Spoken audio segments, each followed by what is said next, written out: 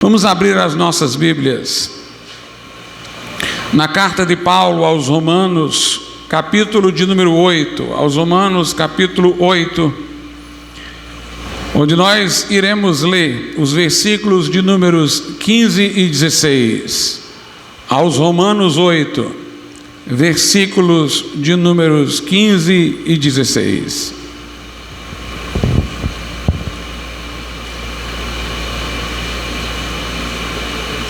Eu vou ler também o 17, creio que seja esclarecedor também. Diz assim: porque não recebestes o espírito de escravidão, para outra vez estardes em temor, mas recebestes o espírito de adoção de filhos, pelo qual clamamos: Abba, Pai. O próprio Espírito testifica com o nosso espírito que somos filhos de Deus. E se nós somos filhos, somos logo herdeiros também, verdadeiramente herdeiros de Deus e co-herdeiros de Cristo, se é certo que com Ele padecemos, para que também com Ele sejamos glorificados. Podeis assentar.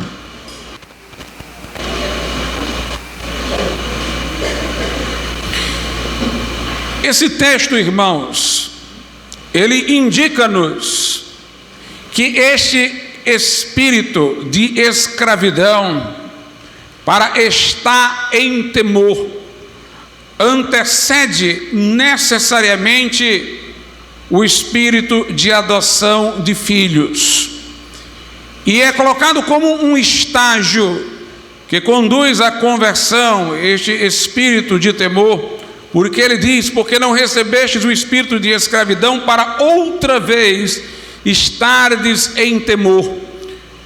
O temor deve preceder a graça, a fé, a redenção. O texto mostra-nos isso claramente.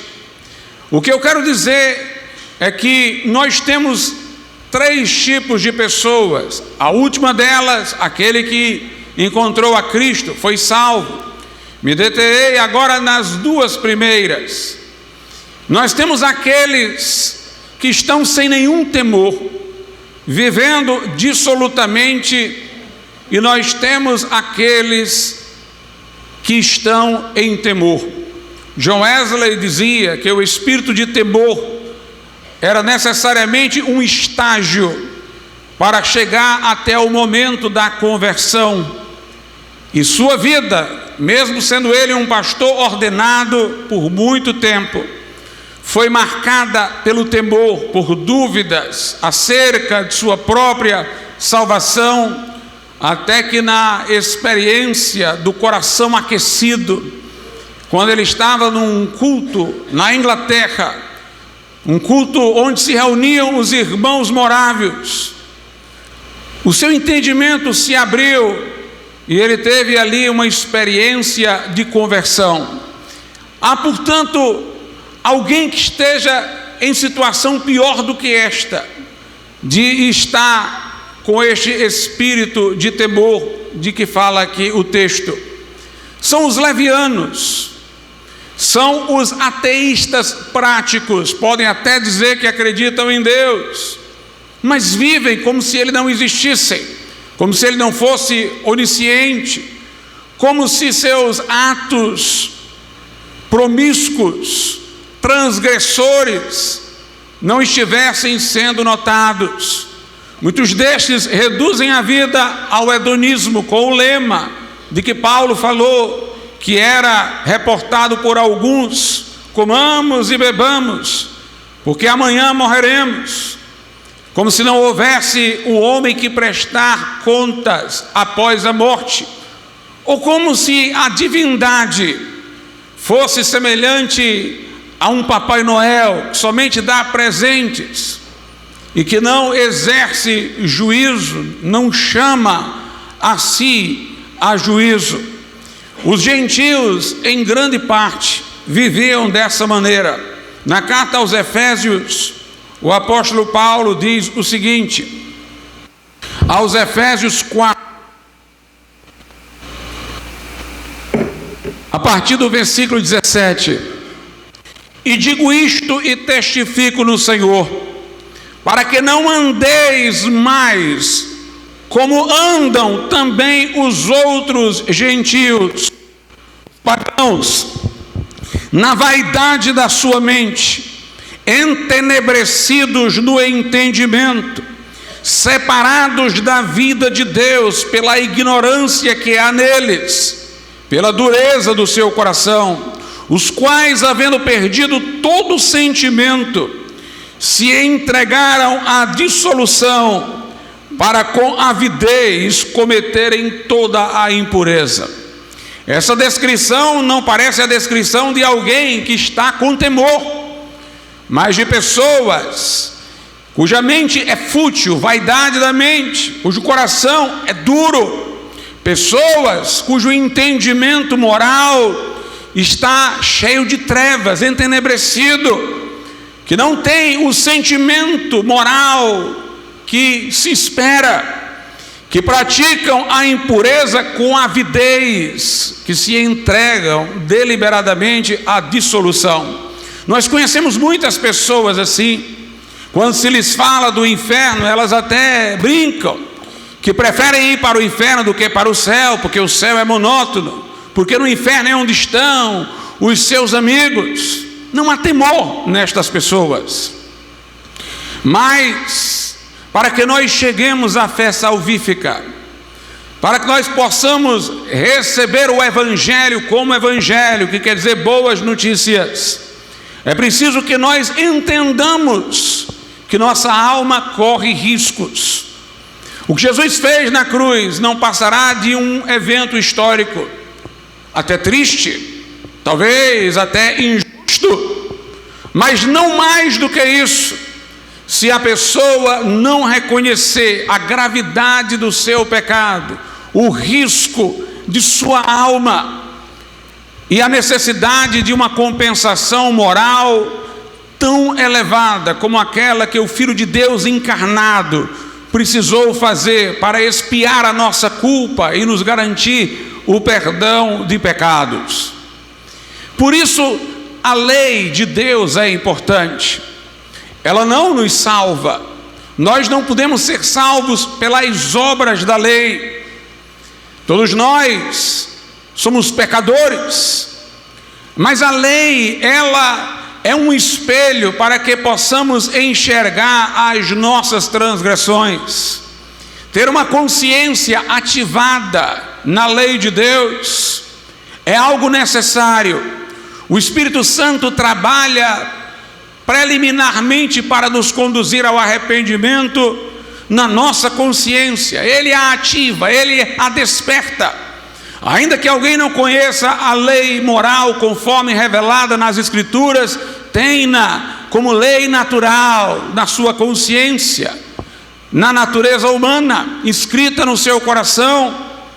Mas os homens, como diz a Bíblia, eles detêm a verdade na mentira. Eles sufocam a verdade, eles calam a consciência, cauterizam a consciência, naufragam na consciência, para que possam viver impiamente. E os pregadores do Evangelho, entre outras coisas, são profetas. O profeta não era meramente aquele que predizia, era aquele que confrontava. Era aquele que tomava a lei de Moisés e ia até o povo de Israel e mostrava que ela estava sendo descumprida. Eles confrontavam pessoas independentemente de suas posições, confrontavam os sacerdotes, os reis, os príncipes, o povo comum. Não há como alguém chegar à fé sem que se arrependa de seus pecados. E não há como chegar ao arrependimento de pecados sem ser ferido na consciência pela lei de Deus.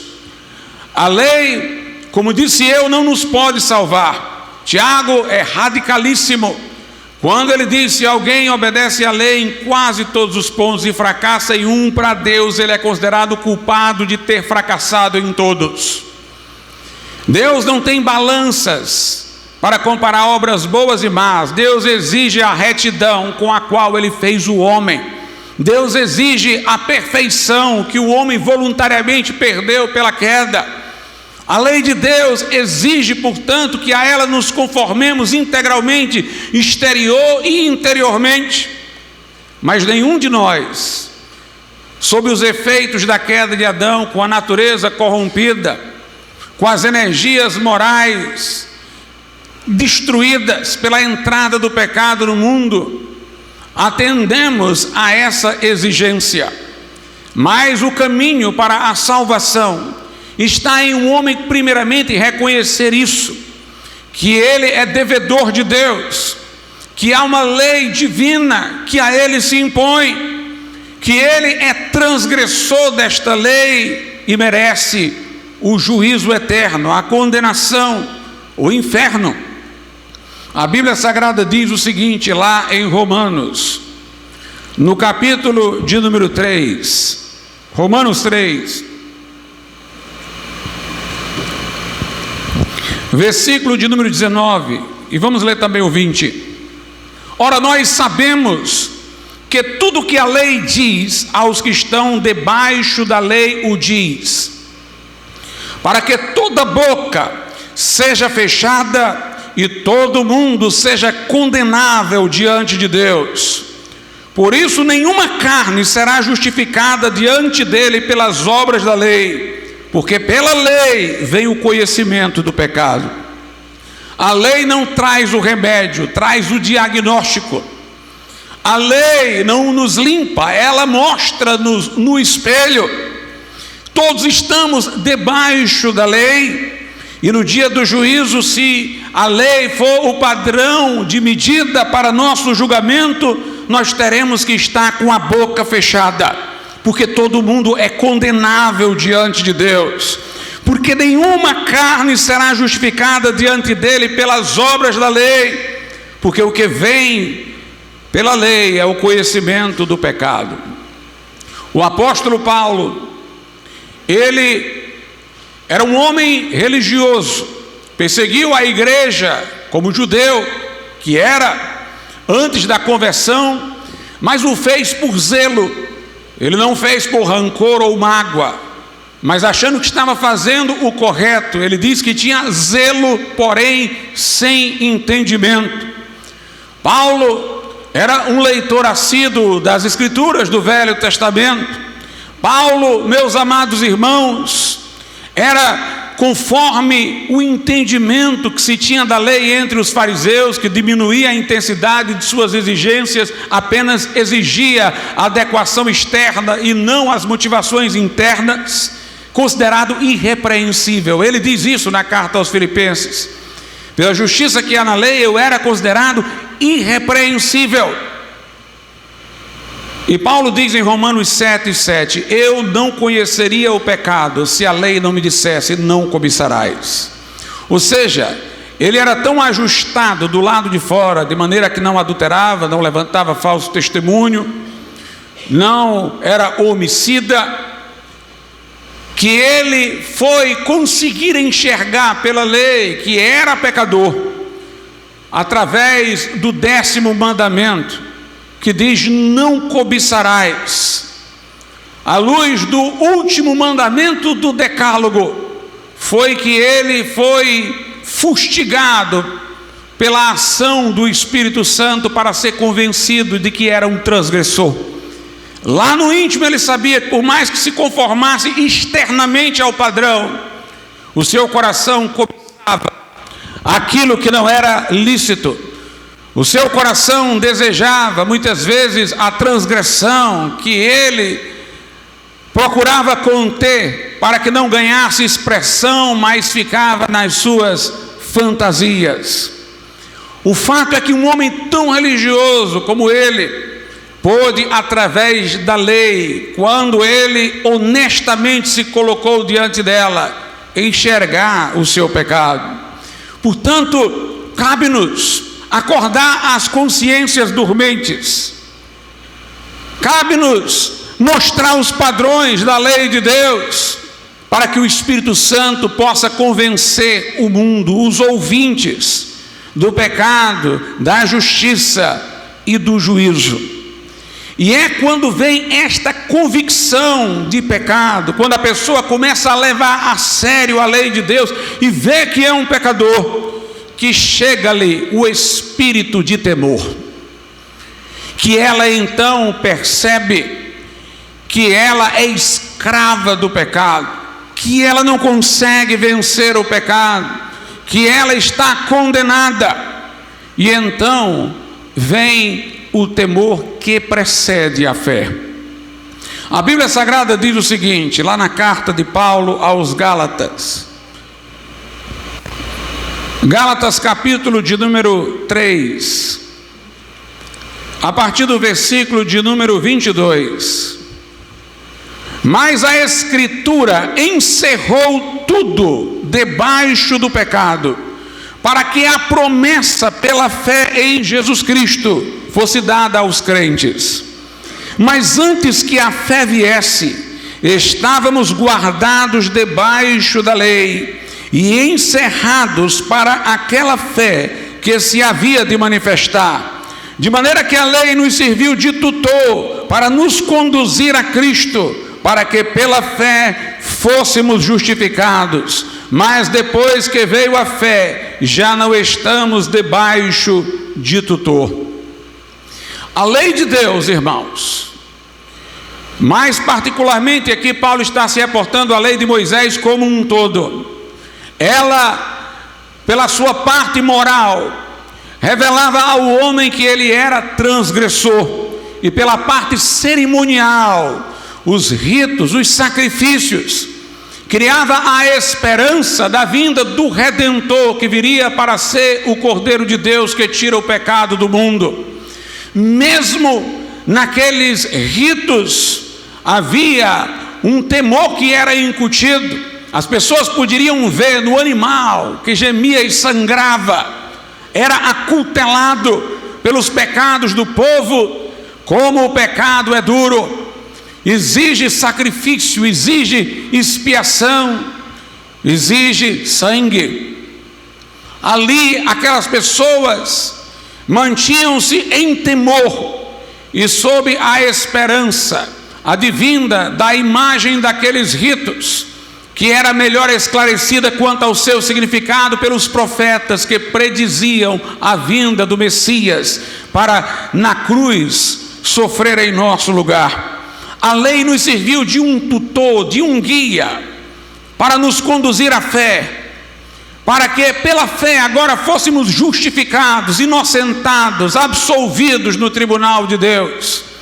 E de alguma maneira que eu vou explicar mais adiante, chegada a fé, a salvação em Cristo, já não estamos mais debaixo do tutor, debaixo da lei. Observe, a lei serviu de aio, a lei serviu de tutor. É preciso, portanto, que preguemos a lei, que acordemos as consciências que estão dormentes. De outra sorte, o evangelho não poderá ser entendido. Pelo contrário, vai parecer-se entendido na acepção da Bíblia como o envio de Cristo para morrer por nós, como um desperdício desnecessário. Ou mesmo vai parecer que Deus é horrível fazendo o seu filho sofrer por uma banalidade, ou então fará as pessoas verem naquele sacrifício apenas um incidente histórico que ocorreu a um homem que pode ter sido bom, mas não teve força de se opor aos que eram do Império Romano e foi suspenso na cruz.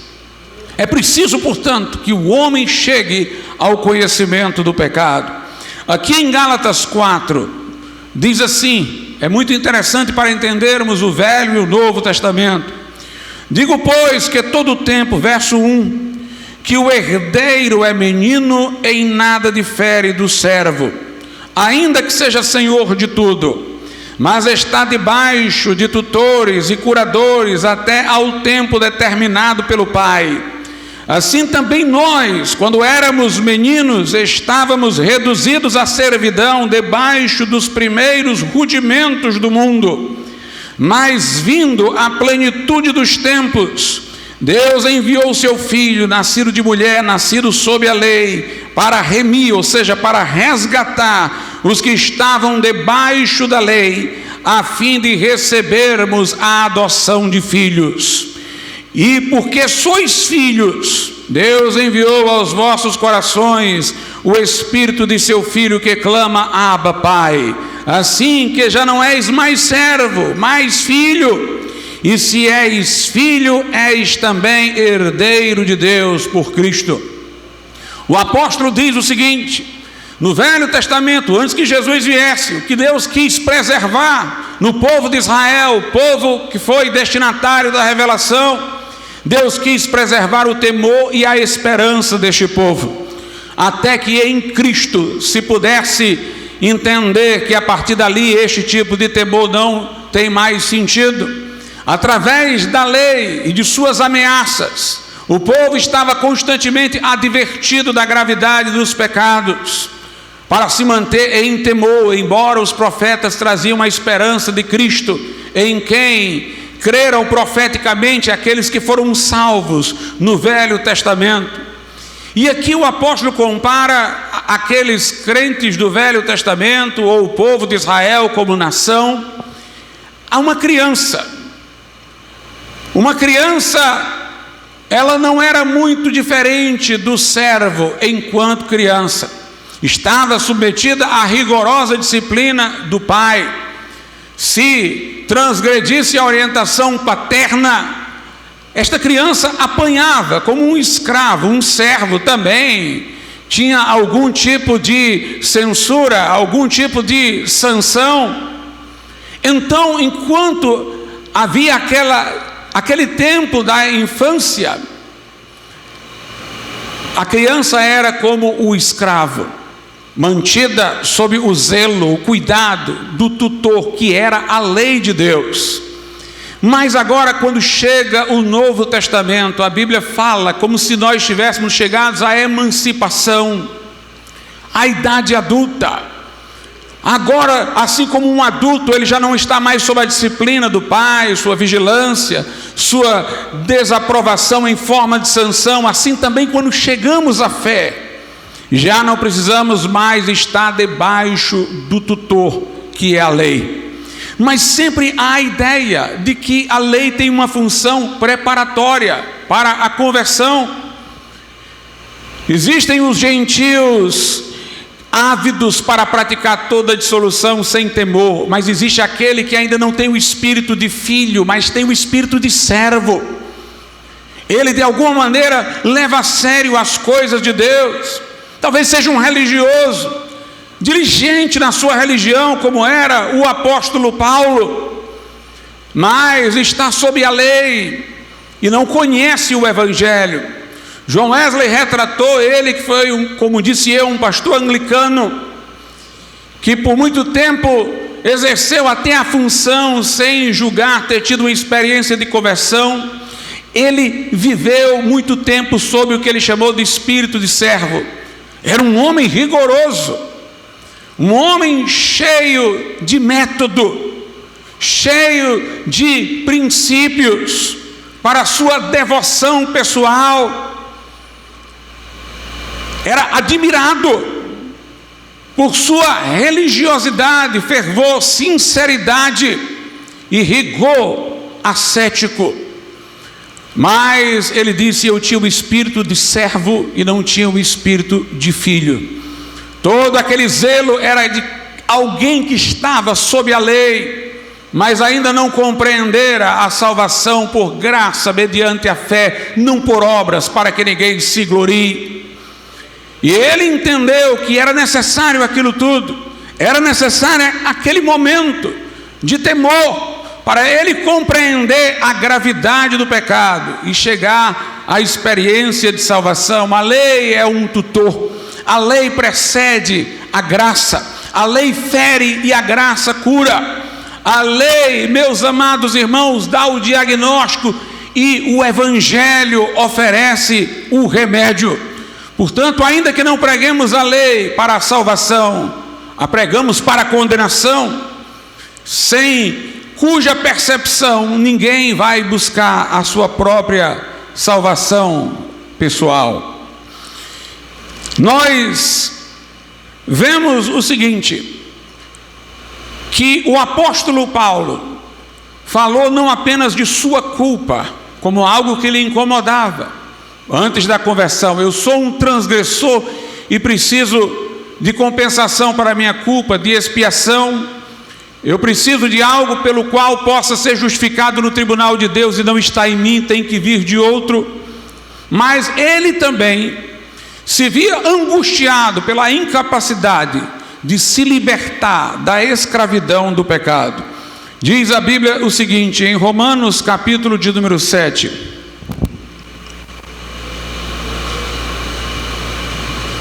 Aos Romanos, capítulo de número 7, veja a descrição do apóstolo Paulo. A partir do verso 14. Porque bem sabemos que a lei é espiritual, mas eu sou carnal, vendido sob o pecado, porque o que faço não o aprovo. Pois o que aborreço, isso não faço, mas o que aborreço, isso faço. E se faço o que não quero, consinto com a lei que é boa, de maneira que agora já não sou eu que faço isto, mas o pecado que habita em mim. Porque eu sei que em mim, isto é, na minha carne, não habita bem algum. E com efeito querer estar em mim, mas não consigo realizar o bem. Porque não faço o bem que quero, mas o mal que não quero, esse faço. Ora, se eu faço o que não quero, já não o faço eu, mas o pecado que habita em mim. Acho então esta lei em mim, que quando quero fazer o bem, o mal está comigo. Porque segundo o homem interior, tenho prazer na lei de Deus, mas vejo nos meus membros outra lei que batalha contra a lei do meu entendimento e me prende debaixo da lei do pecado que está nos meus membros. Miserável homem que eu sou, quem me livrará do corpo desta morte? Quando nós lemos esse texto, as palavras são tão fortes e graves que nós imaginamos que Paulo aqui está falando de pecados bem grotescos, prostituição, adultério. Nada disso havia na sua vida, como judeu, antes da conversão. Como eu disse, ele era um homem considerado pela lei irrepreensível. Em Romanos 7:7, ele diz, eu não conheceria o pecado se a lei não me dissesse, não cobiçarás. Portanto, esta luta toda era contra um específico pecado, o de cobiçar. Ele se continha externamente, mas ele queria que o seu coração não cobiçasse, não desejasse o que era contrário à lei de Deus. Aqui não é uma luta do homem com uma vida devassa e promíscua, é uma luta do homem contra o seu próprio coração. E ele não consegue se livrar disso, conforme nós estamos lendo aqui. É como quando, por exemplo, Martinho Lutero falava de sua luta contra o pecado. Quem lê o que ele falava de suas lutas, imagina, este homem aí estava se prostituindo, este homem estava fazendo as coisas mais grotescas do mundo. Aí quando de repente ele vai dizer que o que ele chamava de pecado era o orgulho que às vezes ele sentia quando fazia uma coisa boa. Era que ele não se sentia muitas vezes com a motivação que ele julgaria dever ter para fazer alguma coisa que Deus requeria. Homens profundos, irmãos, conseguem ver a seriedade do pecado em coisas que este mundo julgaria insignificantes. Por isso, para aquelas pessoas que têm uma moralidade respeitável no mundo, só o Espírito Santo, irmãos, para quebrá-las intimamente, fazê-las enxergar o seu pecado. Porque todos estão ajudando essa pessoa a fazer uma lavagem cerebral em si mesma, na medida em que a aplaudem. Por isso que os fariseus tinham tanta dificuldade de se converter, porque não conseguiam se ver pecador. Jesus disse em João 5,44: como vocês podem crer se vocês buscam uma honra uns dos outros? Ou seja, vocês não podem vir a mim em fé como pecadores para serem salvos. Se vocês estão sempre se honrando mutuamente, se parabenizando, homenageando uns aos outros em solenidades. E Jesus reconheceu que os fariseus externamente pareciam corretos, mas os comparou a sepulcros caiados. Um sepulcro é sempre bem adornado do lado de fora, mas do lado de dentro está um corpo em putrefação. Então Paulo, pelo Espírito Santo, foi fustigado pela lei de Deus e debateu-se com a cobiça e viu sua incapacidade de se livrar dela. E nós vemos aqui, irmãos, o seguinte: as pessoas mais zelosas são aquelas que mais vão enxergar o seu pecado. Os homens mais santos foram os homens que mais conseguiam reconhecer sua pecaminosidade, porque ninguém vai perceber que tem um sujo numa casa, que está bem ali escondidinho, a não ser que ele tenha recebido a incumbência de fazer a limpeza daquela casa. Nós às vezes pensamos que está tudo bem, um dia resolvemos fazer uma limpeza na nossa casa e descobrimos como está sujo.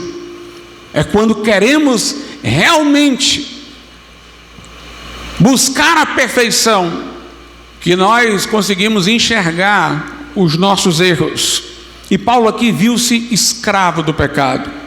A palavra que nos chama a atenção o tempo todo aqui é eu, ou ainda me. Veja só, versículo 14 eu vou reler. Porque bem sabemos que a lei é espiritual, mas eu sou carnal. Versículo 15, porque o que faço, ou seja, o que eu faço, não o aprovo. Pois o que eu quero, isso não faço, mas o que aborreço, isso eu faço. Ele diz no verso 17: de maneira que agora já não sou eu que faço isto, mas o pecado que habita em mim. No verso 21 ele diz: acho então esta lei em mim, que quando eu quero fazer o bem, o mal está comigo. No verso 20, ora, se eu faço o que não quero, já não o faço eu, mas o pecado que habita em mim, eu, mim e o pecado. Ou seja, quando nós queremos, irmãos, vencer o pecado com as nossas próprias forças, nós não conseguimos. Quando é o eu, o sujeito humano, natural, que está tentando diligentemente cumprir a lei de Deus, que ele com entendimento é capaz de aprovar, ele vai perceber que o pecado que há nele subjuga suas melhores pretensões e resoluções. Romanos 7 é uma descrição do apóstolo na situação em que viveu como um religioso judeu, mas o capítulo 8 de Romanos é o relato de sua conversão. E nós vemos aqui um duplo remédio que ele obteve com a conversão. Veja só, Romanos 8 e 1 primeiro. Portanto, agora nenhuma condenação há para os que estão em Cristo Jesus, que não andam segundo a carne, mas segundo o Espírito. A primeira coisa que ele obteve pela sua conversão a Cristo foi o perdão de seus pecados. O sangue de Jesus Cristo nos purifica de todo pecado. Crendo em Cristo Jesus, arrependidos de nossas transgressões, nós somos justificados pela fé, embora não tenhamos obras, no tribunal de Deus. E ele está falando de uma coisa presente, uma salvação da qual ele está seguro agora.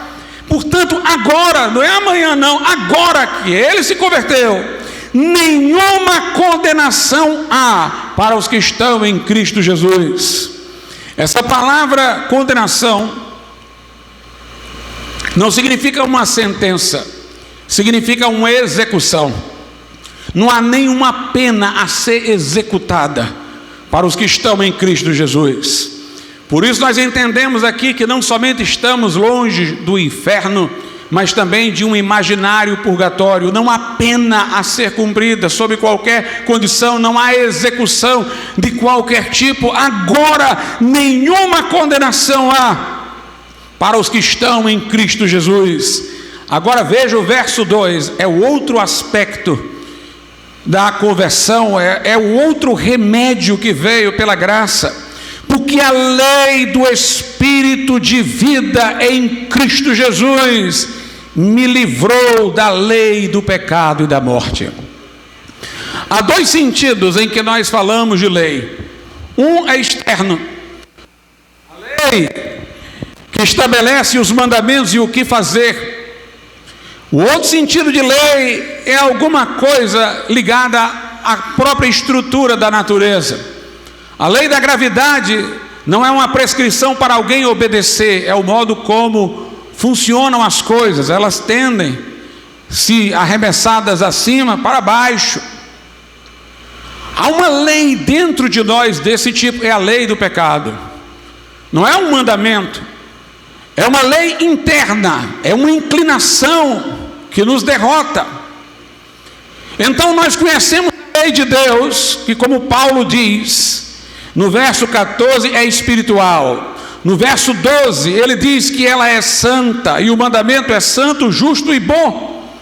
Mas há dentro de nós, como ele diz aí no versículo 23, mas vejo nos meus membros outra lei. Dentro de nós há uma outra lei, uma inclinação que batalha contra a lei de Deus, moral, que o nosso entendimento é capaz de reconhecer. O homem sabe o que fazer pela lei externa, que lhe prescreve o que fazer, mas ele tem uma inclinação interna que o derrota. Mas quando somos convertidos, vem uma lei interna mais forte. O crente, meus amados irmãos, ao receber Jesus como Salvador, recebe a sua vida ressurreta, recebe o poder da ressurreição de Cristo, que fez a morte andar para trás e trouxe Jesus da tumba.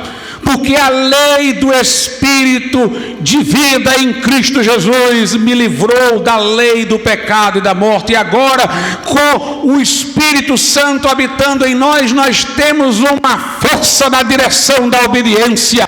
Nós temos uma santa inclinação na direção de Deus, e esta inclinação é mais poderosa do que aquela inclinação que leva ao pecado e à morte. Porque a lei do Espírito de vida em Cristo Jesus me livrou da lei do pecado e da morte. No versículo 7 ele diz: porquanto a inclinação da carne é inimizade contra Deus, pois não está sujeita à lei de Deus, nem em verdade o pode ser.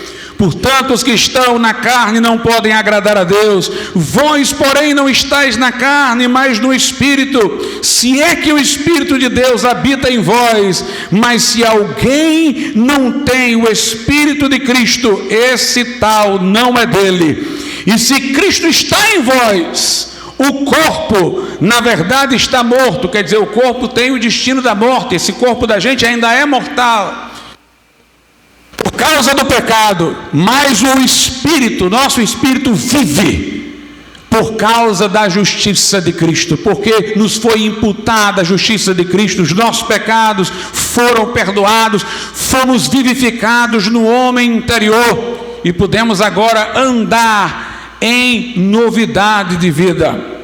Há, portanto, o perdão de pecados, a justificação, a absolvição de condenação, mas também há uma libertação do poder do pecado. Aos Romanos 6, Paulo diz: o pecado não terá domínio sobre vós, porque não estáis mais debaixo da lei, mas debaixo da graça. E como é que esta mudança se dá, pastor? Como é que nós recebemos essa lei do Espírito e vida, que nos liberta da lei do pecado e da morte? E como é que essa justificação nos chega? Através da fé. Lá em João, no capítulo de número 1, Diz assim a Bíblia Sagrada, João capítulo de número 1, versículo de número 12: mas a todos quanto o receberam, ou seja, a Jesus, deu-lhes o poder de serem feitos filhos de Deus, aos que creem no seu nome. Aqui se fala de receber Jesus e de crer no seu nome. O seu nome o aponta como Salvador. Crer no seu nome é confiar na sua pessoa como nosso Salvador. Mas esta fé não é passiva, ela o chama, ela o invoca, ela o recebe. E quando Jesus entra em nossas vidas, recebemos o poder para nos tornarmos filhos de Deus. Nascemos de novo, como diz o verso 13, os quais não nasceram do sangue, nem da vontade da carne, nem da vontade do homem, mas de Deus. Nascemos de novo, não fisicamente, não humanamente, nascemos de novo de Deus, do Espírito de Deus, através da fé em Jesus Cristo como nosso Salvador. A lei, portanto, tira nossa esperança de, olhando para nós mesmos, acharmos salvação, para que isso nos leve a olhar para fora, para aquilo que o Evangelho oferece, para a graça que se nos revelou em Jesus Cristo, para o sacrifício da cruz, para o Cristo ressuscitado, para que o invoquemos como Salvador, para que o chamemos às nossas vidas. E quando o recebemos, nós somos justificados no tribunal de Deus, perdoados dos nossos pecados, absolvidos de toda acusação, inocentados. Podemos dizer agora, nenhuma condenação há para os que estão em Cristo Jesus. Mas não somente isso, a lei do Espírito e vida em Cristo Jesus nos livra da lei, do pecado e da morte. Jesus disse: se o Filho de Deus vos libertar, verdadeiramente sereis livres. Vejam só algumas coisas complementares ao que temos dito.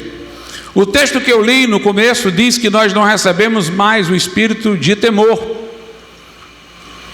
Mas isso não significa, irmãos, que o crente salvo não tenha temor. Ele tem um temor diferente daquele que veio da lei.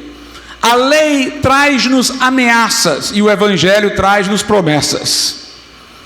A lei chama-nos à ação e ameaça-nos pelo descumprimento, por isso ela incute temor.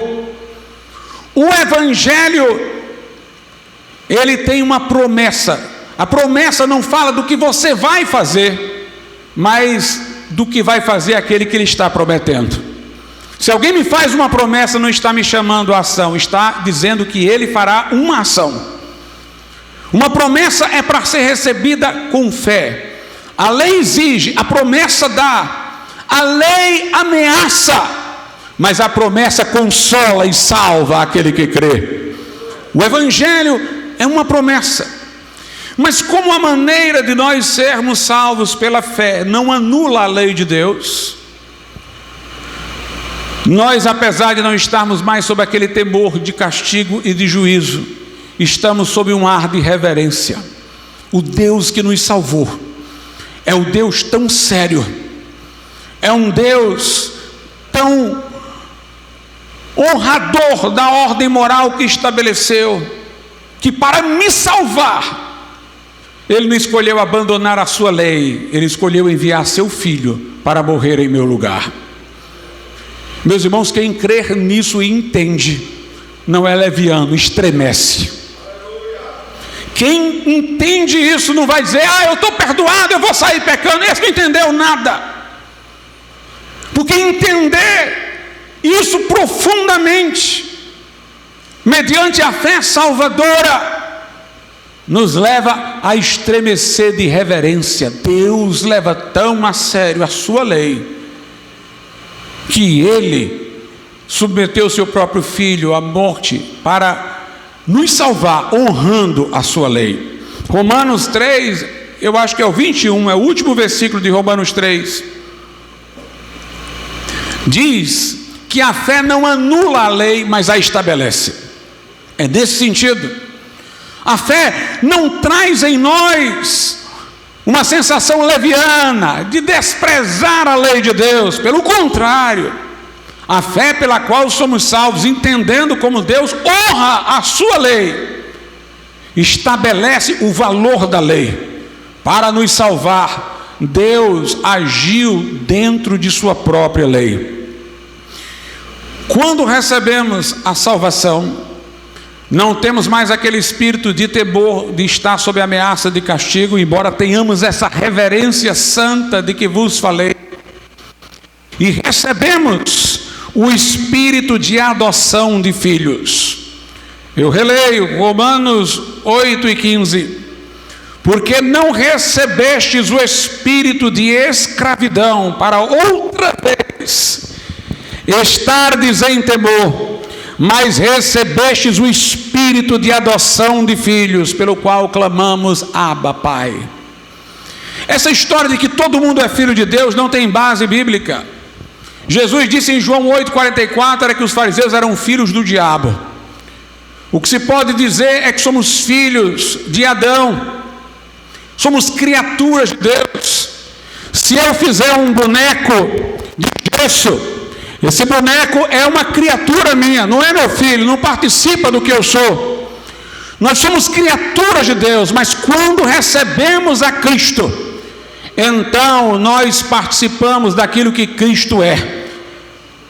Participamos de sua filiação divina. É quando nós o recebemos que temos de Deus o poder para sermos feitos seus filhos. Nós somos filhos por adoção, como diz aqui o texto.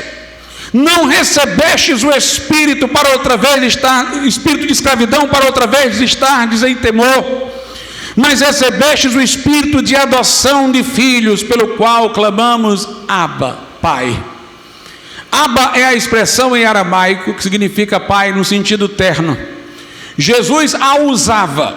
Como é sabido, essa epístola aos Romanos foi escrita em grego, mas aqui tem a introdução de um termo em aramaico, Abba, Pai, porque Jesus falava em aramaico em seu tempo. É como se o apóstolo quisesse dizer que nós agora, com o espírito de adoção, nos dirigimos a Deus, o Pai, com a mesma intimidade de Jesus. Nós o chamamos de Pai num sentido terno. Nós temos o espírito de adoção que clama, Abba, Pai. Por isso, irmãos, que eu não posso aceitar qualquer ideia de que nós estamos numa distância tal de Deus, que eu preciso de um sacerdote para falar comigo que eu estou perdoado de pecados, depois de eu ter confessado a Ele o que na verdade eu não fiz contra Ele, mas contra Deus. Por isso que eu não posso aceitar que entre cada um de nós que somos salvos e Deus haja múltiplos intercessores, como se nós não tivéssemos acesso. A Bíblia diz: nos é dado o espírito de adoção que clama, como Jesus clamava, Abba, Paizinho. Pai em sentido terno, espírito de adoção que clama, Abba, Pai. Está dizendo que nós que estávamos em temor, agora convertidos, de repente nós que estávamos em temor, agora dizemos Paizinho. Nós que estávamos fugindo do juiz, agora estamos chamando o juiz de papai, de Paizinho. O espírito de adoção que clama, Abba, Pai. Nos é dado um espírito de oração que se dirige diretamente a Deus, sem passar por transições. Falamos diretamente a Deus em nome de Jesus, através de Jesus Cristo que está em nós. Ele sim, o nosso mediador, nós podemos ir diretamente ao Pai. Por isso que lá na carta aos Hebreus diz: tendo ousadia para entrar no Santo dos Santos, no lugar santíssimo, onde é máxima a presença de Deus, pelo sangue de Jesus. O caminho está aberto, o véu está aberto. O crente agora tem essa intimidade com Deus. O verso 16 diz assim, de Romanos 8: porque o próprio Espírito, o Espírito Santo, testifica com o nosso Espírito que somos filhos de Deus. Há dois testemunhos aqui: o do Espírito Santo e o meu, e o seu. O Espírito Santo testifica com o nosso Espírito. A própria fé, diziam os reformadores, ela é autocertificante. Quando eu confio em Jesus como meu Salvador, eu vou ter imediata certeza do perdão pela natureza da minha própria fé, que confia na eficácia do que Ele fez. A minha consciência se conforta na confiança, na promessa de Deus. A Escritura diz em Hebreus 9,14: quanto mais o sangue de Cristo, que pelo Espírito eterno se ofereceu imaculado a Deus, purificará as vossas consciências de obras mortas, para servirdes ao Deus vivo. O Espírito Santo, que enviou a Jesus um corpo, Ele está dentro de nós, garantindo que o sangue que Jesus Cristo verteu anula as condenações. Ele aquieta a consciência turbada daquele que primeiramente estava em temor, mas agora arrependido, caiu aos pés da cruz, aos pés de Jesus. O meu espírito primeiramente se conforta na promessa, minha consciência se aquieta, mas aí vem o Espírito Santo e fala junto com a minha consciência, porque o Espírito testifica com o nosso espírito que somos filhos de Deus, e se somos filhos de Deus, somos herdeiros de Deus e co-herdeiros com Cristo. Essa é a segurança de salvação que o crente tem, que o faz dizer agora: nenhuma condenação há para os que estão em Cristo Jesus.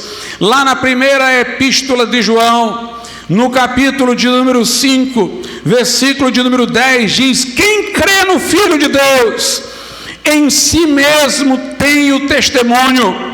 Quem a Deus não crê, mentiroso o fez, porquanto não creu no testemunho que Deus de seu Filho deu. Note, quem crê tem dentro de si mesmo o testemunho. Não é a palavra de um pastor meramente, de um sacerdote, que aquieta-me a consciência, é o Espírito Santo, que agora testifica com o meu espírito que eu sou o Filho de Deus. É interessante, irmãos, que Wesley somente se considerou convertido quando atingiu esse testemunho. Pouco antes de seu pai morrer, mas já acamado, ele chamou os dois filhos, John e Charles Wesley, os dois que sacudiram a Inglaterra do século XVIII, com a pregação ousada do Evangelho, e ele disse: meus filhos, o testemunho interior, este é o segredo do verdadeiro cristianismo, o testemunho interior. E foi à procura desse testemunho interior que Wesley chegou ao entendimento da graça e a fé salvadora em Jesus Cristo. Mas vamos ainda mais. Eu disse aqui em várias ocasiões que a lei nos conduz a Cristo, mas chegados nós a Cristo, já não estamos debaixo da lei. Como então será a nossa santidade, se nós não estamos mais debaixo da lei? Nós não precisamos ficar, irmãos, com uma tabuada de mandamentos no bolso, se o autor da lei agora está no nosso coração. O Espírito Santo escreve a lei no nosso coração, como o profeta no Velho Testamento profetizou.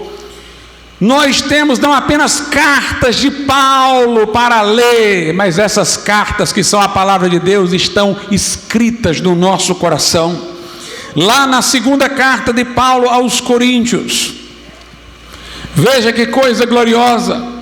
Segundo aos Coríntios, capítulo de número 3, a partir do verso 2, Paulo diz: vós sois a nossa carta, escrita em nossos corações, conhecida e lida por todos os homens, porque já é manifesto que vós sois a carta de Cristo, ministrada por nós e escrita não com tinta, mas com o Espírito do Deus vivo, não em tábuas de pedra, mas nas tábuas de carne do coração.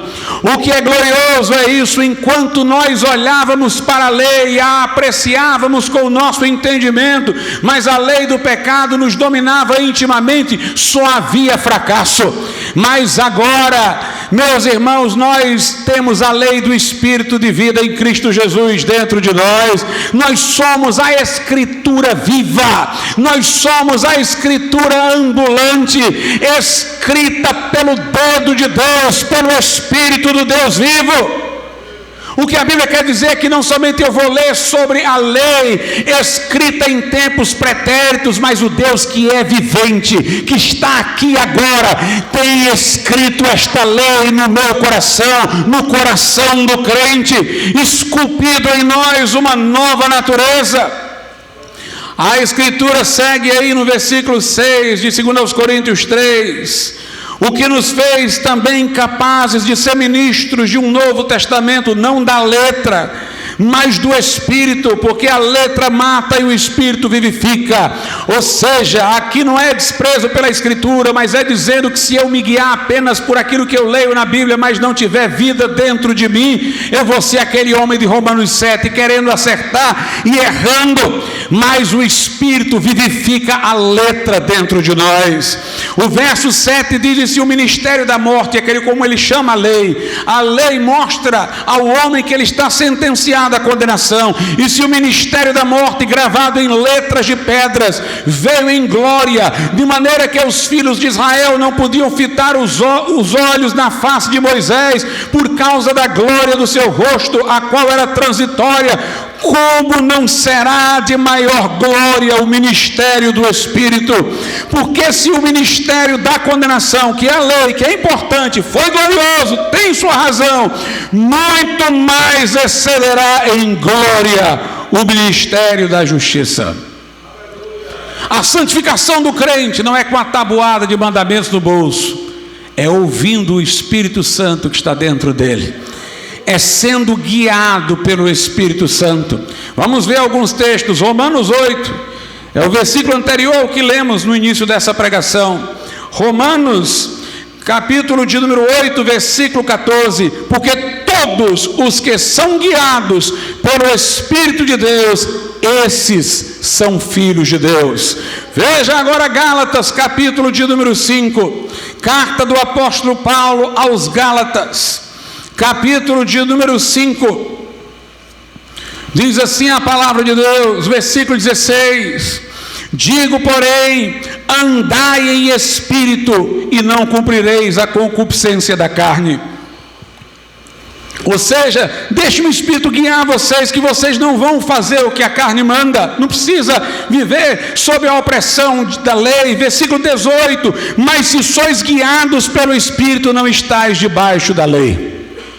Se eu deixar de ser guiado pelo Espírito por um momento e cair em pecado, eu vou precisar da lei para diagnosticar a minha culpa. Ela sempre vai servir à vida cristã para diagnosticar quando estivermos não sendo guiados pelo Espírito. Ela vai mostrar onde caímos, mas ela sempre nos remeterá para vencer ao Espírito Santo. Se eu não vigiar, não me deixar guiar pelo Espírito, cair em transgressão, eu vou ter que ouvir a lei para acordar, mas para me colocar de volta sob a direção do Espírito. É Ele que nos santifica. Diz aí a Bíblia, no versículo de número 22 e 23 de Gálatas 5, mas o fruto do Espírito, note fruto, antes falou de obras da carne, mas aqui fala de fruto. Obras são fruto, ou obras são resultado de ação deliberada, mas o fruto é aquilo que sai espontaneamente. A árvore não se esforça para dar fruto. O crente, na medida em que anda no Espírito, ele não se esforça como quem está querendo cumprir uma lei, sai dele a santidade. Mas o fruto do Espírito é amor, gozo, paz, longanimidade, benignidade, bondade, fé, mansidão e temperança. Contra estas coisas não há lei. Se você andar no Espírito, vai dar o fruto do Espírito, que é amor, paz, longanimidade. Só vai sair aquilo que a lei não proíbe. Contra essas coisas não há lei. Você não vai precisar ouvir a lei. Se você andar no Espírito, você vai estar fazendo o que ela ordena de maneira espontânea. Meus amados irmãos, eu nasci num lar muito religioso. particularmente meu pai, muitíssimo católico, estudou em Pacuti, em colégios de padres. Lá os padres se surpreenderam com seus estudos e o mandaram a Jundiaí para ele se preparar para ser padre. Ele voltou de Jundiaí quando ele ficou doente e os padres quiseram mandá-lo de volta para estar nos cuidados de seus pais. E como naquele tempo as coisas eram precoces, foi com ele e foi comigo. Ele voltou de Jundiaí num navio com 11 anos de idade. E meu pai sempre foi um homem muito devoto, muito religioso. Todos os domingos nós íamos à missa, todos os domingos. Meu pai me ensinou, e a todos os filhos, a orar todos os dias, todas as noites. Uma das coisas mais lindas que eu acho é porque na casa dele tem câmeras que os filhos acompanham, porque pode acontecer alguma coisa com ele. Ele vai fazer 91 anos de idade. A coisa mais comovente é quando chega a noite e com a câmera nós o vemos orando. Não há uma noite que ele não ore. Ele nos ensinou a orar. Ele nos ensinou a sermos devotos. Com 8 anos de idade, ele chegou em casa com uma Bíblia que eu pedi para ler. Uma vez que ele me disse tratar-se da palavra de Deus. Ele disse: meu filho, você não vai entender, você é muito pequeno. Eu disse: então é seu dever ler comigo. Aí ele estremeceu. E nós passamos a ler juntos. E depois eu comecei a ler sem ele. Eu lembro-me como se fosse hoje, de noite, ele conversando com minha mãe no quarto trancado e eu só ouvindo. Ele disse: eu estou me surpreendendo com o Glauco, referindo-se a mim, porque eu vinha lendo a Bíblia com ele e ele passou a ler sem a minha presença.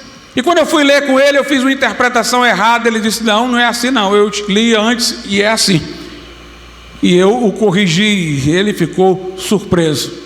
Lia diligentemente a Bíblia. Meu pai comprou várias Bíblias para mim, uma vez que viu que eu tinha vontade de ler a Bíblia. Houve um episódio quando eu era criança. Eu estudava num colégio Santa Isabel, estudava no colégio de freiras, ali na Bezerra de Menezes. E uma professora pediu para a gente escrever uma redação, alguma coisa. Era bem criança. E ela disse: você escreva o que você gostaria de fazer, de dizer, se Deus entrasse agora nessa sala. Eu não me lembro o que escrevi. Eu me lembro do episódio, mas não me lembro absolutamente nada do que escrevi. Eu sei que a professora chegou para minha mãe e disse que não devolveria a minha redação já corrigida com a nota máxima, porque ela havia se comovido com o que tinha lido, que ela havia chorado, e ela queria guardar para sempre, de lembrança, o que eu tinha escrito. A minha avó era uma mulher muito devota. Minha avó por parte de mãe, quase não conheci por parte de pai. E o quarto dela de dormir era um verdadeiro sacrário, com altares, com imagens de santos. Ela era uma mulher extremamente devota. Uma boa lembrança que eu tenho dela, bem pequenininho, era quando meus tios universitários estavam falando da teoria da evolução. E minha avó bateu o pé e disse: eu creio na Bíblia, que Deus criou Adão e Eva. E eu bem pequenininho, ninguém me levou em conta, mas eu disse: eu creio como a vovó, eu estou do lado dela. Eu fazia viagens religiosas com a minha avó. E sempre naquele momento fui muito devoto e muito religioso. E li inúmeros livros. Meu pai me ensinou o português, me fazendo ler o Padre Antônio Vieira, Padre Manuel Bernardes. Mais adiante em filosofia, eu li os livros que ele me deu do Padre Leonel Franca. E, meus amados irmãos, a leitura da Bíblia me trouxe uma consciência da gravidade do pecado. Eu era uma criança, mas eu comecei a levar tão a sério aquilo que a Bíblia dizia, que eu estava toda hora constatando os meus erros, qualquer desobediência, mentira, ação rancorosa, injusta, que eu fazia. Eu sentia uma profunda culpa. E na minha inocência, eu disse para mim mesmo: quando eu fizer a primeira comunhão, eu vou receber o corpo de Cristo, eu terei comunicação de uma graça especial, eu já não serei mais assim, eu vencerei o pecado, eu não estarei sempre reincidindo nos mesmos erros. Quando eu fiz primeira comunhão, eu cheguei em casa, e naquele tempo nós éramos criados todos soltos. Para os irmãos terem uma ideia, com 8 anos eu aprendi a ir ao centro de ônibus sozinho. A gente passava o dia no meio da rua, indo de bairro em bairro, jogando bola aqui e acolá, como era bom um tempo em que havia segurança. E quando eu cheguei da primeira comunhão, tirei só aquele lacinho, estava com a mesma roupa, e os meus amigos disseram assim: Glauco, tem uma menina aqui no bairro vizinho, que a menina é muito bonita, todo mundo diz que é muito bonita, vamos lá para a gente ver a menina, porque ela é muito bonita. E eu fui com eles. Eu tinha prometido a Deus que quando eu recebesse a comunhão, eu não mais faria aquelas coisas que eu fazia, porque eu teria encontrado como vencer. Eu fiz essa promessa bem antes e me esqueci. Fui viver minha vida por um tempo normal, sem muitas preocupações de culpa, protelando para esse dia. Quando nós chegamos lá, no bairro da menina, a menina realmente era bonita, mas os meninos do bairro eram vigias dela, nos cercaram lá, e perguntaram o que é que nós fomos fazer ali. Aí eu, morrendo de medo de apanhar, era muita gente, eu menti e disse que não era por causa da menina que nós tínhamos ido até lá. E o rapaz dizia: olha que é por isso, vamos aqui, vamos brigar. Eu aproveitei-me da roupa da primeira comunhão e disse: olha, eu não posso brigar hoje, eu acabei de voltar da primeira comunhão. O fato, irmãos, é que quando isso se deu, na mesma hora eu me lembrei que tinha prometido. Qualquer criança na minha idade nunca iria levar a sério isso, mas o meu contato com a palavra de Deus me fez levar a sério. Me veio uma desmotivação, eu estou mentindo, eu estou enganando, e uma profunda tristeza. Depois disso, vieram uns amigos da minha mãe, que moravam no Rio de Janeiro, lá para casa. Eles eram crentes. Eu fiquei impressionado com a alegria deles, como eles falavam de Jesus. Eu queria aquela alegria para mim, mas não pude ter tempo de conhecer profundamente o que eles diziam.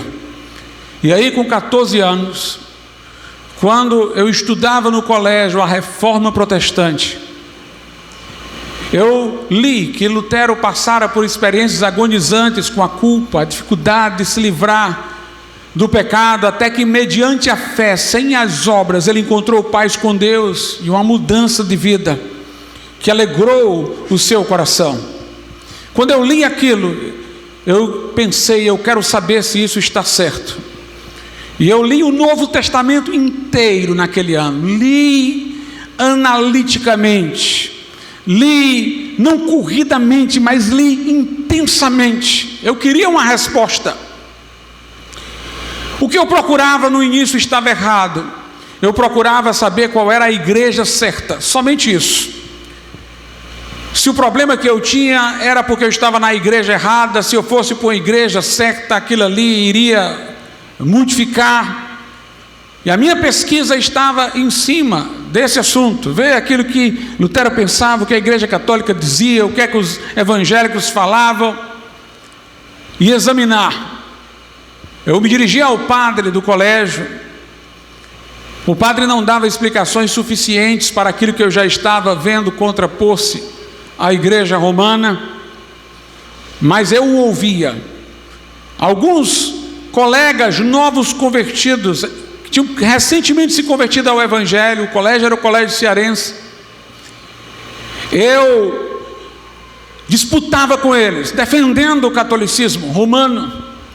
Eles eram novos convertidos, não tinham argumentos suficientes. Algumas coisas deles ficavam sem minha resposta, algumas coisas minhas ficavam sem a resposta deles. E cada vez eu resolvia que o segredo era me isolar, não ficar mais indo tanto ao padre, não tanto conversando com eles, mas lendo por mim mesmo. E na medida em que eu lia, a Escritura me cativou, o Evangelho me cativou. A questão já não era mais saber qual era a igreja certa. A questão era entender o que Jesus Cristo fez por mim. A questão agora era a minha salvação. Como eu posso ter certeza de que eu fui salvo, de que eu fui liberto? Na medida em que eu fui lendo, agora querendo entender a salvação, grifava versículo após versículo. Em algum momento, que eu não sei dizer quando, o meu coração foi transformado. O fato é que quando eu terminei o Novo Testamento, eu estava convicto do Evangelho, nunca tinha pisado em nenhuma igreja evangélica. Meu coração estava transformado. Eu estava evangelizando meus amigos e todos eles me chamavam de crente, ainda que eu nunca tivesse pisado numa igreja evangélica. Mas, meus irmãos, aquela experiência foi libertadora. Ali eu senti os meus pecados serem perdoados. Ali a cadeia do pecado e da morte se quebrou. A minha vida é recordar os meus 14 anos, o que me aconteceu ali. Eu vou celebrar isso a minha existência toda nesta terra. E quando eu chegar no céu, eu vou agradecer a Jesus infinitamente, porque Ele alcançou aquele menino que queria descobrir a verdade. Ele alcançou aquele menino que queria salvação, que levou a sério, que buscou e encontrou a graça. Bendito dia, bendito ano, bendita leitura da Bíblia, que me fez poder agora dizer como Paulo: nenhuma condenação há para os que estão em Cristo Jesus. A lei do Espírito e vida em Cristo Jesus me libertou da lei do pecado e da morte. Vamos ficar de pé.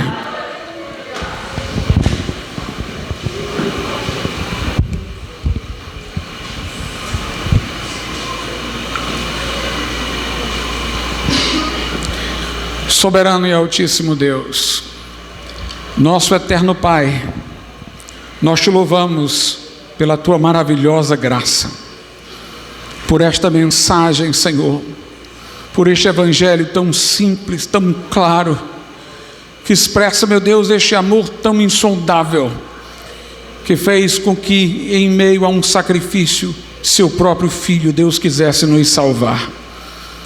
Contrista para arrependimento, traz a fé que se agarra às promessas do Evangelho, Pai, e salva para a tua glória, em nome de Jesus. Amém. Eu pergunto nessa noite, se há alguém aqui que diz: pastor, eu não tenho certeza da minha salvação, eu ainda não tive essa experiência que no momento nos faz passar do temor ao júbilo, que nos assegura perdão divino, que quebra essas cadeias, que traz salvação.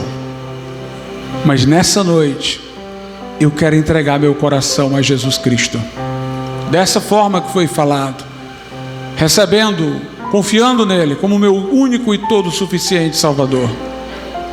Se você quer tomar esta decisão, onde você estiver, levante sua mão e nós vamos orar pela tua vida. Se houver alguém, levante sua mão e nós vamos orar. Talvez alguém que esteja afastado, desviado, conhece a palavra, mas você quer hoje reconciliação com Deus. Levante a sua mão. Se houver alguém, nós iremos orar pela tua vida. Vem aqui à frente. Nós vamos orar por você, minha irmã. Glória a Deus. Alguma irmã, faça companhia a ela.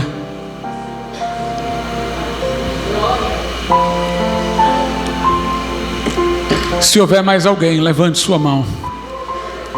Alguém virá com você até aqui. Há lugar junto à cruz para você também.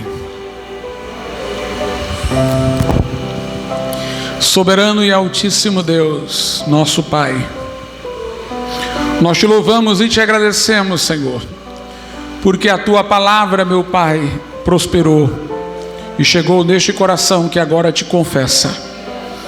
Que o Senhor, por meio de Cristo Jesus e do sacrifício da cruz, lhe perdoe todas as transgressões. Que o teu Santo Espírito testemunhe ao seu espírito que agora ela é filha de Deus. Que o espírito de adoção de filhos lhe venha ao coração, para ter, meu Pai, agora plena intimidade contigo. Que o Senhor, pela lei do Espírito e vida em Cristo Jesus, quebre a força da lei do pecado e da morte. Que a justificação, a absolvição no tribunal divino, o perdão de pecados pelo sangue da cruz, lhe seja assegurado, e que agora ela possa passar da morte para a vida, das trevas para a luz, nascer de novo pelo poder do Evangelho. Nós te pedimos tudo isso agradecidos, em nome do Senhor Jesus Cristo. Amém. Deus te abençoe, minha irmã. Deus te abençoe. É a melhor decisão da sua vida. Pode voltar ao teu lugar. Podeis assentar, irmão, se houver algum aviso.